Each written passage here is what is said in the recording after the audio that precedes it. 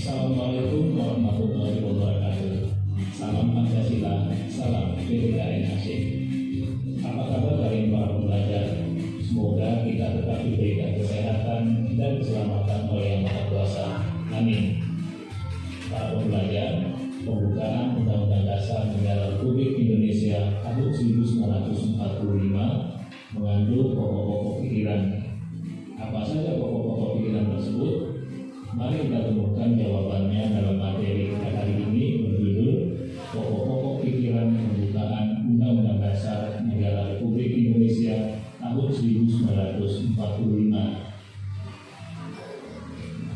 Di materi ini kita akan mempelajari pertama, makna pokok-pokok pikiran pembukaan Undang-Undang Dasar Negara Republik Indonesia tahun 1945. Kedua, suasana kebatinan para pendiri negara dalam merumuskan Undang-Undang Dasar Negara Republik Indonesia tahun 1945. Yang ketiga, makna pokok pikiran pertama sampai keempat. Dan yang terakhir, arti penting pokok-pokok pikiran pembukaan Undang-Undang Dasar Negara Republik Indonesia tahun 1945.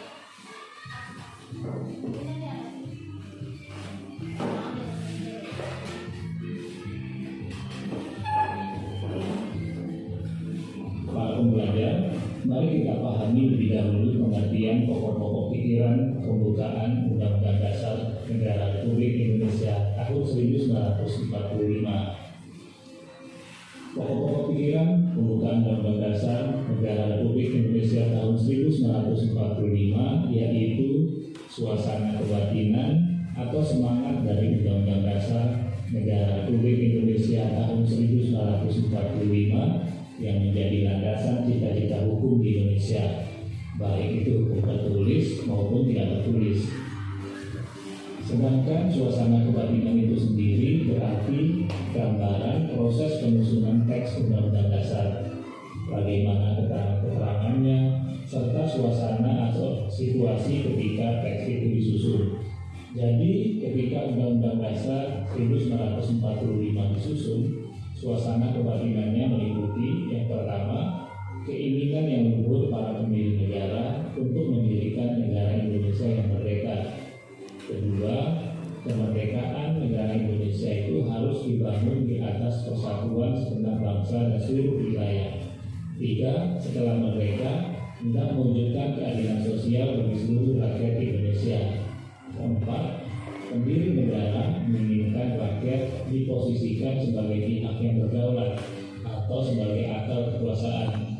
Dan yang terakhir, negara yang akan didirikan nanti adalah negara yang didasarkan atas ketuhanan yang Maha Esa. Suasana kebatinan tersebut tercermin dalam pokok-pokok pikiran pembukaan Undang-Undang Dasar Negara Republik Indonesia tahun 1945 yang terdiri dari pertama, pokok pikiran pertama, kedua, pokok pikiran kedua, ketiga, pokok pikiran ketiga, dan yang keempat, pokok pikiran keempat. Mari kita bahas masing-masing pokok pikiran tersebut. Pokok pikiran pertama, pembukaan Undang-Undang Dasar NRI tahun 1945. Pokok pikiran ini berbunyi, negara melindungi segenap bangsa Indonesia dan seluruh tumpah darah Indonesia berdasar atas persatuan. Maknanya adalah negara melindungi bangsa Indonesia dimanapun berada dan seluruh wilayah Indonesia agar aman dari ancaman musuh. Negara mengakui keberadaan semua paham dan golongan dalam bangsa Indonesia. Selain itu, penyelenggara negara dan setiap warga negara wajib mengutamakan kepentingan bangsa dan negara di atas kepentingan pribadi atau golongan. Perwujudan pokok pikiran ini antara lain, pertama, negara melaksanakan vaksinasi massal untuk melindungi rakyat dari penyebaran COVID-19. Kedua, dibentuk TNI dan Kepolisian Republik Indonesia untuk melindungi wilayah dari ancaman musuh dan menjaga keamanan dan ketertiban masyarakat. Ketiga, pemerintah memperbolehkan paham dan golongan tumbuh dalam masyarakat sepanjang tidak bertentangan dengan nilai-nilai Pancasila. Dan pendidikan yang terakhir adalah hidup rukun dengan teman.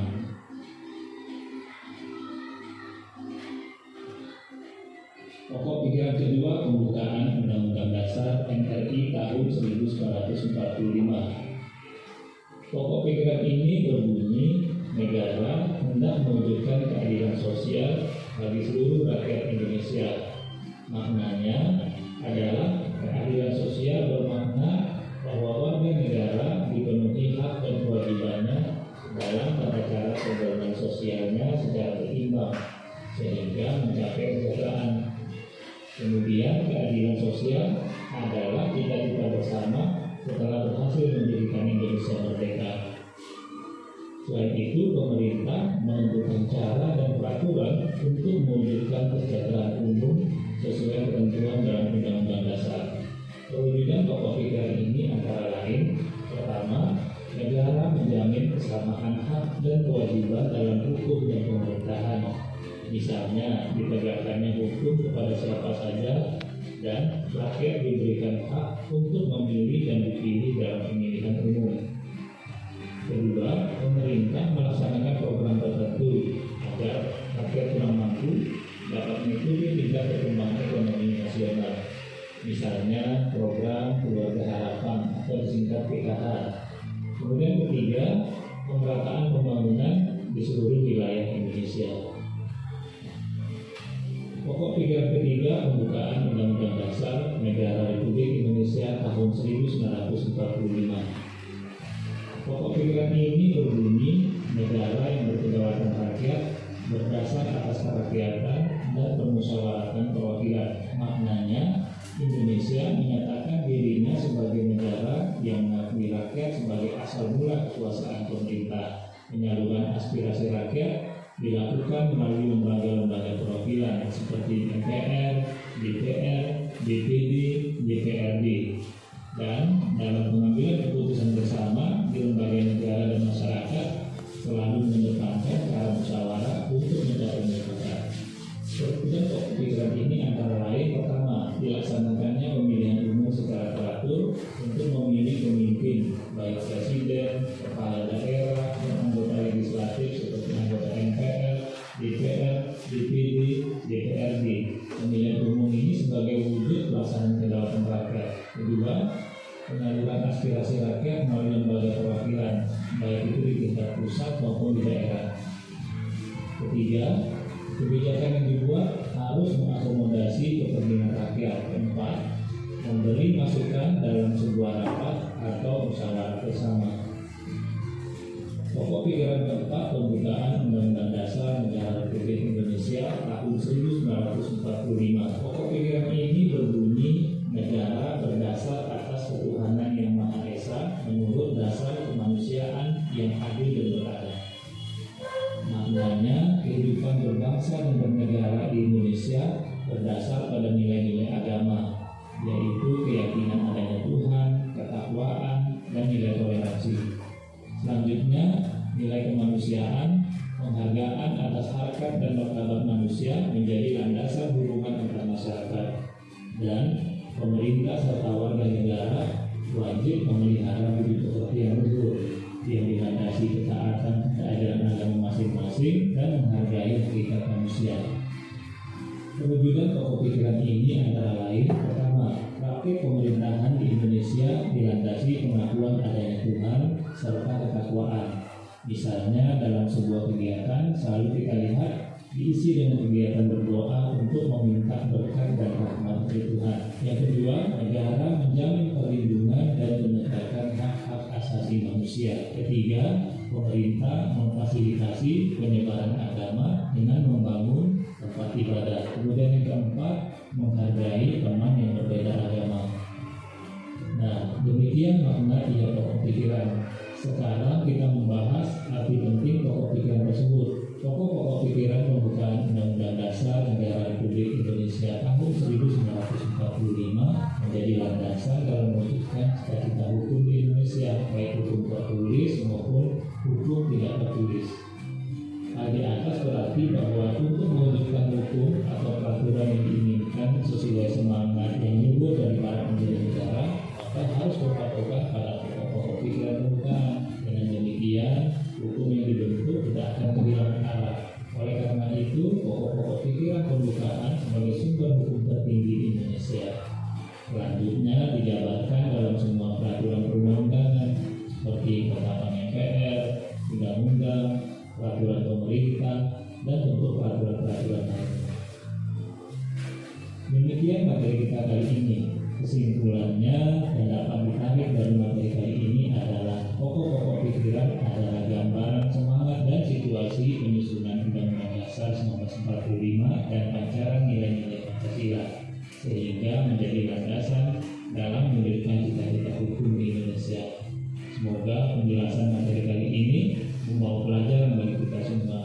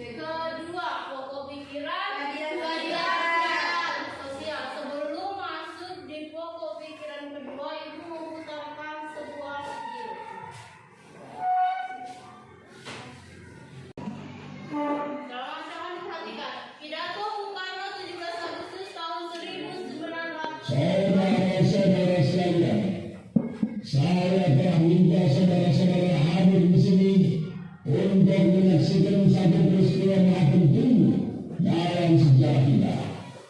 Berpuluh-puluh tahun kita bangsa Indonesia telah berjuang untuk kemerdekaan tanah air kita. Bahkan telah beratus-ratus tahun gelombang aksi kita untuk mencapai kemerdekaan kita itu ada naiknya dan ada turunnya. Tetapi kita tetap menuju ke arah cita-cita.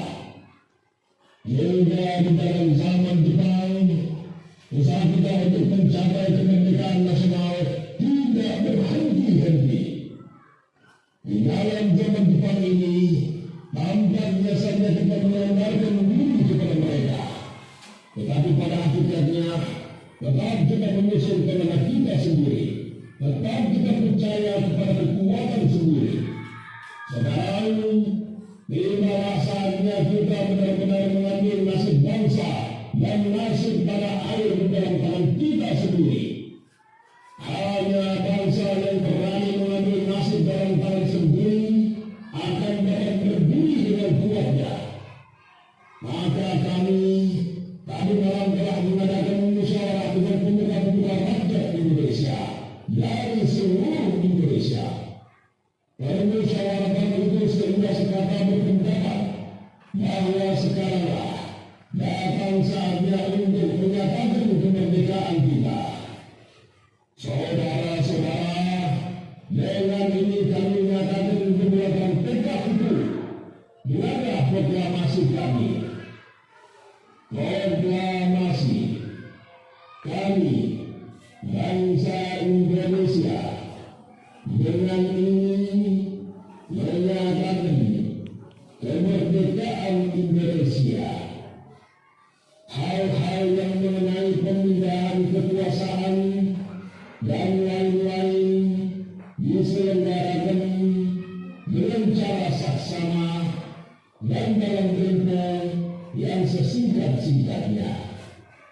Jakarta, 17 Agustus 1945. Atas nama bangsa Indonesia, Soekarno Hatta. Demikianlah saudara-saudara, kita sekarang telah merdeka. Tidak ada satu ikatan lagi yang mengikat tanah air kita dan bangsa kita. Mulai saat ini kita menyusun negara kita, negara merdeka, negara Republik Indonesia, merdeka kekal dan abadi. Insya Allah Tuhan memberkati kemerdekaan kita itu.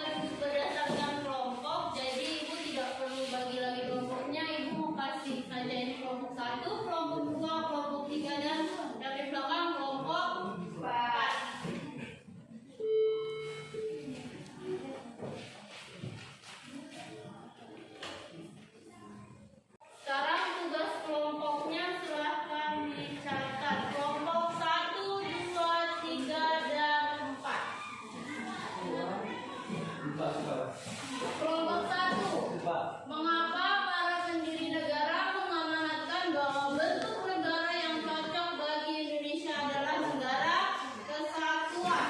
Kelompok 2. Menurut pandangan kalian, apa makna masyarakat adil dan makmur itu serta bagaimana mewujudkannya?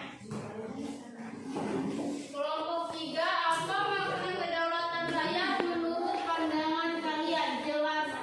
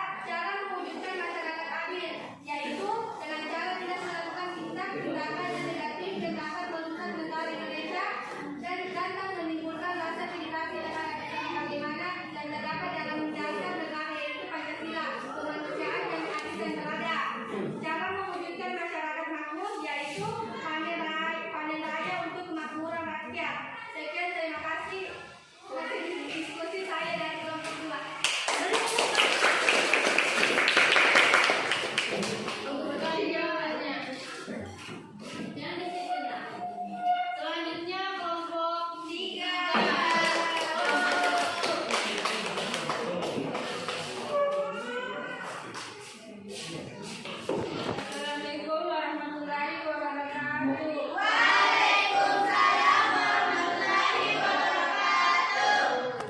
nama saya Anjurani, saya dari kelompok 3. Saya akan membacakan diskusi dari kelompok kami. Apa makna kedaulatan rakyat menurut pandangan kalian? Jelaskan. Makna kedaulatan rakyat adalah di mana rakyat menjadi penguasa tertinggi dalam suatu negara.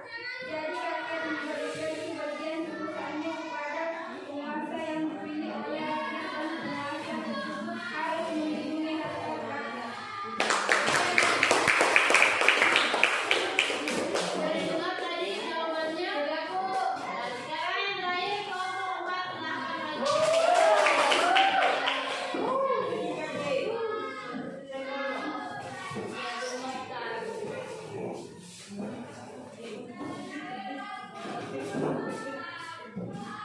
Assalamualaikum warahmatullahi wabarakatuh. Waalaikumsalam warahmatullahi wabarakatuh.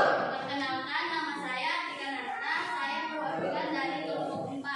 Saya akan mempresentasikan tentang mengapa kita harus mengutamakan musyawarah mufakat dalam menyelesaikan setiap permasalahan.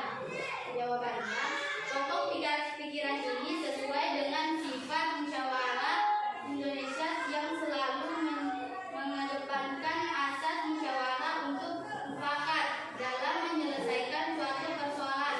Maka kita tidak akan meninggalkan konflik dengan orang lain yang ada di keputusan akan selalu berada di jalan tengah dan semua orang yang terlibat dalam masyarakat akan ikut merasa senang dan tidak menimbulkan suatu konflik serta perselisihan. Demikian pembahasan tentang mengapa kita harus mengutamakan musyawarah mufakat dalam menyelesaikan setiap permasalahan. Sekian dan terima kasih.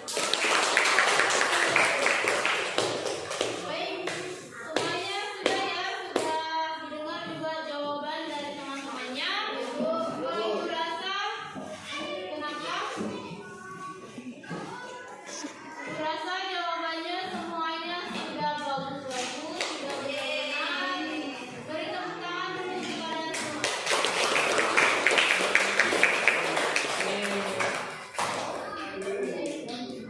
Sekarang selanjutnya, sebelum kita akhiri, mari kita sama-sama menyimpulkan hasil pembelajaran kita pada siang hari ini. Siapa yang bisa bantu ibu satu orang untuk menyimpulkan pembelajaran kita pada hari ini? Silakan ya, silakan.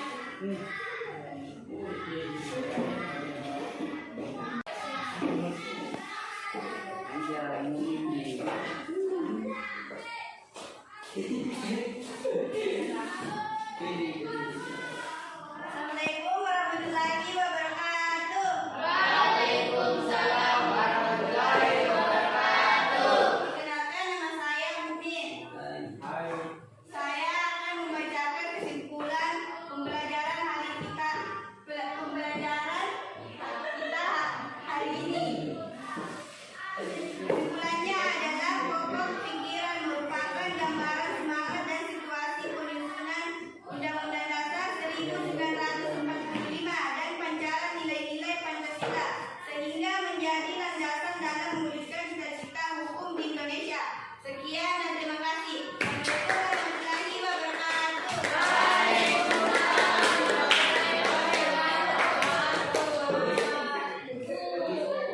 Oke, sudah selesai ya pembelajaran kita pada hari ini. Manfaat apa yang bisa kita ambil dalam pembelajaran kita hari ini? Kita bisa mengetahui bahwa Pancasila, proklamasi dan pembukaan Undang-Undang Dasar tahun 1945 itu mempunyai kesinambungan atau saling berkaitan satu sama lain. Ada yang mau ditanyakan? Tidak ada. Kalau tidak ada yang bertanyakan, ibu mau membagikan kalian lembar kerja, silahkan dikerjakan.